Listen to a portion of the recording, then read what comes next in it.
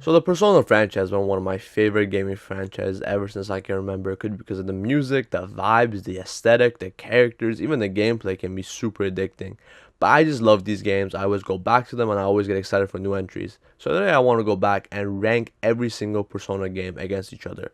Before I start the ranking, I want to say I will mostly be talking about story and characters because I feel like there's a lot of videos on the internet already covering the gameplay. I will still mention the gameplay, of course, because it's a very important part of a game, but it won't be the main focus in this video.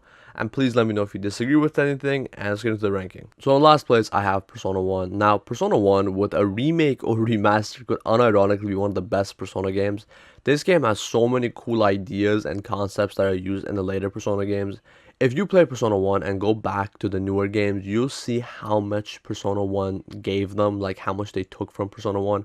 And it's honestly really cool to see. It really does a lot for the games, especially Persona 5. Persona 5 actually took a plot line from Persona 1, and I mean, obviously improved on it, but it's still the fact it took a plot line from Persona 1 is really cool. Now, if I were to talk about why I think Persona 1 is the worst Persona game, I would also just talk about the ideas and how I think everything in the game is a bit underdeveloped, maybe a bit undercooked. The characters don't really progress at all. I just feel like they were given one character trait and one conflict, and that's all they have. Sometimes for most of the characters, the conflict doesn't even get explored. It just have one. I do think Maki is one of the best Persona characters even today, but she can't carry a whole cast. And same thing with the storyline. I just feel like the storyline doesn't really get fleshed out. It's just kind of there. It doesn't really develop much. The ideas aren't explored with the characters or with the story mode. And the gameplay is obviously the worst. It's their first Persona game. I'm sure they didn't know what exactly they wanted to do with everything. So I'll give them a pass. I want this game to be remade so bad so they can improve on the gameplay and the story because I think the potential is definitely there. But for now, it's last place. Next up, I have Eternal Punishment. Now, I'm not sure if this is controversial, but I like Innocent Sin way more than Eternal Punishment. Eternal Punishment was probably the biggest disappointment for me in the Persona franchise. You won't see Innocent Sin for like a while. It's way higher on the list. But Eternal Punishment, there are some things I like about it. For one, I like the fact that it has an adult cast. I really hope Persona 6 also takes care of that and has an adult cast because I feel like I can explore new topics that haven't been explored yet in the Persona franchise. Because I feel like a lot of the topics that they explore with the high school setting have already been explored between different games, and I think there's much more they can do with that. But Eternal Punishment doesn't really utilize that. I think it has the weakest cast, which is really unfortunate because, like I said, I love the adult cast. Now, Eternal Punishment does have some good characters. I don't want to say that all the characters are bad. Like Bafu, for example, is an amazing character. I really like his conversation with Tatsuya. And Tatsuya himself is arguably the best character in the franchise. He's definitely the best MC. Now, I know he's not the MC in Eternal Punishment, but I just love the route they went with him of making him the NC in Innocent Sin and having him as a character in Eternal Punishment because his development is just insane. His themes are great. Everything about him is perfect. He's honestly the reason I'm happy I put Eternal Punishment because he made the game definitely worth it. Now, I also don't really care for the cast chemistry of Eternal Punishment, which is really unfortunate for me because cast chemistry is one of my favorite parts of the Persona games. It creates a connection between me and the characters, and I feel like it gives them a lot of personality, and I wish Eternal Punishment had more of that. Now, it does have some nice bases and conflicts, but it doesn't really go anywhere with them. For example, Ulala and Maya seemed really interesting at first. I really like the topic that we're covering with jealousy and the fact Ulala went as far as to try to kill Maya. It was just super interesting to me and super investing. But then they did nothing with that. The whole plotline just got abandoned, and Maya forgave Ulala for literally trying to kill her in 2 seconds, which is incredibly stupid in my opinion. And the gameplay of this game is definitely outdated now. I don't think it's like awful, but I don't think it's great either. I'd say it's more leaning towards the bad side than the good side. You're not going to play a Persona game for its gameplay, especially a Persona 2 game for its gameplay. You're going to be there for the story and characters. And to me, Eternal Punishment, they really deliver on that. I thought the story was fine. I thought it was actually pretty interesting. But the characters is what carries the story in Persona games. And I didn't really like the characters, so Eternal Punishment kind of fell flat for me. Is it a bad game? Definitely not. I would still rate it like a 7 or 8 out of 10. But it's definitely not the best on this list. Number 4, funny enough, I have Persona 4. Now, I'll say this, I think Persona 4 could be interchangeable with number 2 and number 3.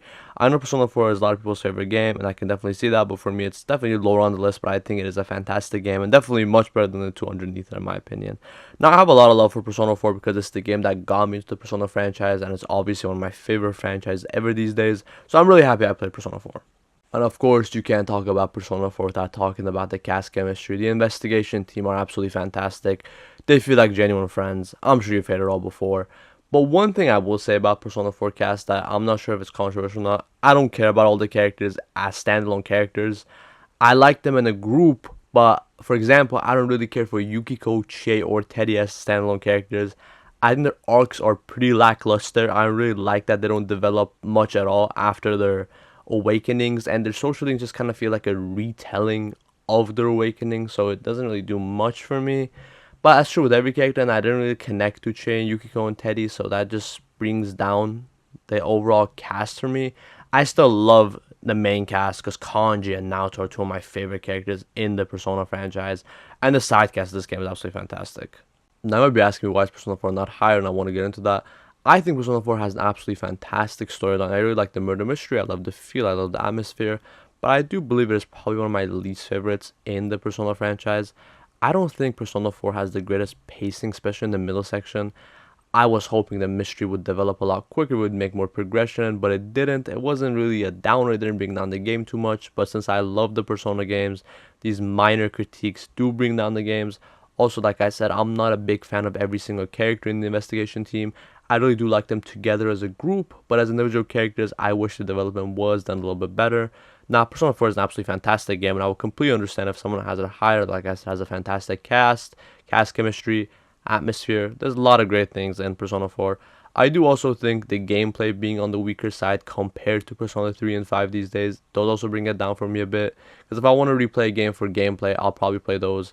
The storyline, I feel like those are a little bit stronger for me as well. I'm looking at that in a bit, but Persona 4 is a fantastic game. If you have it higher, I completely understand. Number 3, I have Persona 2 The Innocent Sin. Man, I love Innocent Sin. Not know if this is a hot take, but Innocent Sin has my favorite cast chemistry between all the characters.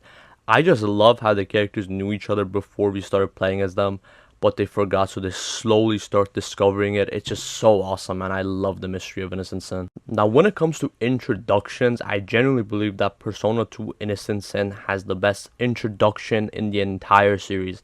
I'm telling you, when Joker showed up, I was seated. When everything was happening, I was excited. The plot of Persona 2 is fantastic. Innocent Sin's plot is just genuinely next level. The amount of twists that happen in that game honestly had me shocked. If you're looking for a game with insane plot twists, you'll love Persona 2 Innocent Sin. It's genuinely such a masterpiece of a game. It holds up even today. I will say this, the gameplay is of course outdated. I think the story and characters make up for the gameplay, but I would understand if someone couldn't get into the game because of the gameplay. It is very outdated. The enemy encounter rates are abysmal. It's crazy. You're going to be fighting a lot of enemies to enjoy the story. And I also love the way they develop Tatsuya in this game. Even though he is a silent MC like every Persona protagonist, I feel like he has his own character. He generally has an amazing arc. And he doesn't really feel like a self-insert like a lot of people say with the other Persona MCs. Now, I don't personally hold the belief that the Persona MCs are only self-inserts. I feel like there's a lot of character to discover. But Tatsuya is just a whole other level. I feel like his is much better than the rest of them. And I think one reason that I really like the Innocent Sin cast and Tatsuya is because of the fact how much of the main story is ingrained into their characters. As we learn more about the story, we also learn more about their chemistry, their friendship, and their characters. And I think that's such an interesting plot line. I hope the Persona franchise does something like that in the future, because I just love learning more about the characters and learning more about the story because they were so connected to each other to the point where they were basically the same thing. Now you might be asking me, why is Persona 2 this low on the list? You're only talking about positives, and I'll be honest, there isn't really any glaring flaws in Persona 2. I just prefer the story of number 1 on this list, and number 2 is just the gameplay is so much better. And I said I'm not going to talk about gameplay too much, but Persona 2 gameplay is generally something that does bring it down for me because I can't really go back to the game, and I'm a big replay guy. And I have no reason to want to go back to Persona 2 because the gameplay is just so much. It's so hard. It takes so long to beat all the enemies. And I've already seen the story. I've already heard the mystery. I've seen every plot twist. I'm not going to be as excited to see it all again. I think for a first time player, it's definitely worth it. But for me, that's already played the game, it's hard to want to go back to it. And that's the only reason that it's number 3 and not number 2. If this game gets a remake, it's going to go easily over number 2. And it could be a contender for number 1. Number 2, I have Persona 3 Reload. Now, Persona 3 took a while for it to hit for me. I played Persona 3 FES, I played Persona 3 Portable. I didn't really care for either of them. I thought they were good games, but not necessarily for me. Persona 3 Reload is obviously one of my favorites in the franchise, so it's a big step in quality. It did fix some of my issues with Persona 3, which was fantastic. Some of the issues are still there. For example, I think Persona 3 generally has probably some of the worst pacing I have ever seen in gaming, even outside the Persona franchise. And the Persona franchise generally does have pretty weak pacing because they're longer games. So I understand why the pacing is weaker, but Persona 3 just takes it to a whole new level. Now, the reason Persona 3 Reload is higher for me compared to other versions of Persona 3 is because I just love C's. I've always liked them. Persona 3 Reload really elevated them. I love the extra interactions we get with the male characters, with every cast member, and I think adding voice acting to the social links made the links feel a lot stronger. I believe that Persona 3 in general has pretty weak social links, but the voice acting helped create a better connection with them, which made me like them more. And Tartarus, man, the way Persona 3 Reload improved Tartarus is honestly one of the biggest upgrades ever. I love seeing the new design of each floor. They made Tartarus honestly fun to explore. Now, I don't think it's as good as the dungeons in Persona 5 or even Mementos, but I think outside of Persona 5 is probably the best designed dungeon. I really did enjoy my time with Tartarus at times. Of course, it's still 200 levels of the same structure, so towards the end, I was getting a little bit fed up, especially because I wanted to fight Nyx, because I love that boss fight in the original. That's one thing I was looking forward to, so I really want to reach that. So towards the end, I was starting to get fed up, but overall, Tartarus has a massive glow up, and I really enjoy it these days. So basically, to summarize everything, even though I believe Persona 3 has some massive issues with its pacing, and that's probably the main reason why it's the number one, I still love it a lot. I like the characters, I like the music, I like the feel of it, I just like the vibe. Tartarus is a big improvement from the original, so that's why I have it over every other Persona game besides number one. Number one, I have Persona 5 Royale. Now, I'm sure you're able to tell what this would be just by process of elimination.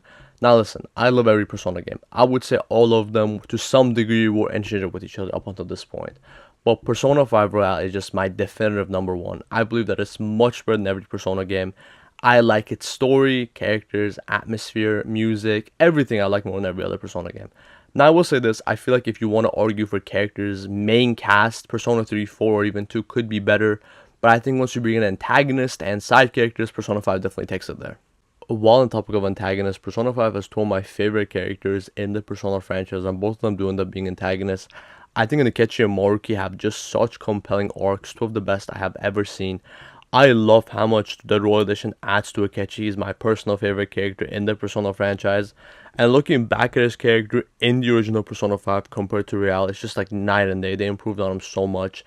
It's just so many characters. Even Sumire slash Kusumi, fantastic character with a fantastic arc.